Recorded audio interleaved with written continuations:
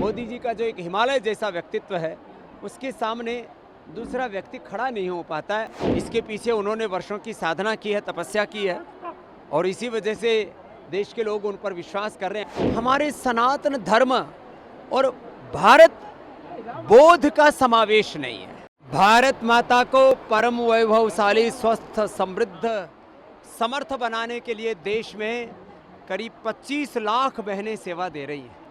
उसमें आज 20,000 बहनों का संगठन एकत्रित हुआ नोएडा के सेक्टर 19 के इस ऑडिटोरियम में 21 जून के इंटरनेशनल योग डे की तैयारी के लिए, और आने वाले समय में 2 करोड़ बहनों को योग प्रचारकों के तौर पर, योग शिक्षकों के तौर पर जोड़ करके निःशुल्क योग की कक्षाएं जब देश में चलेंगी तो देश स्वस्थ भी बनेगा, रोग मुक्त भी बनेगा, और रोगों से आज़ादी, नशा से आज़ादी, आर्थिक आज़ादी, वैचारिक सांस्कृतिक आज़ादी के साथ शिक्षा और चिकित्सा की आज़ादी का जो बड़ा लक्ष्य पतंजलि लेकर के चल रहा है, उसमें देश की मातृशक्ति की बहुत बड़ी भूमिका होने वाली है। उसका ये प्रथम बड़ा सम्मेलन यहाँ नोएडा और एनसीआर के संगठन के महिला पतंजलि योग समिति की ओर से किया गया।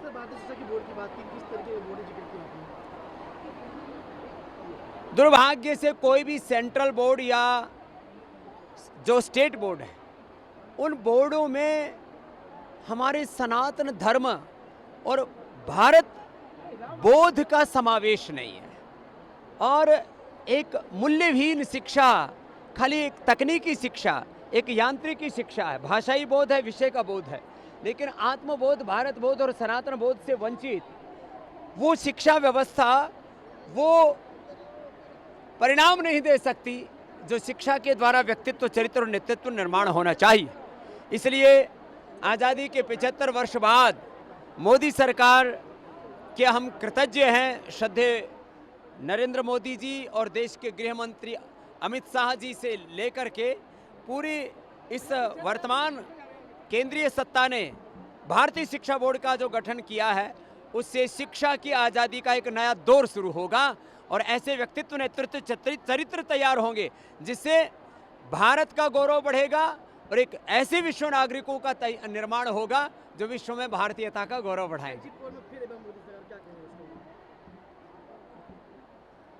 मोदी जी का नेतृत्व, उनकी नीतियां, उनका व्यक्तित्व, उनका चरित्र इतना विराट है।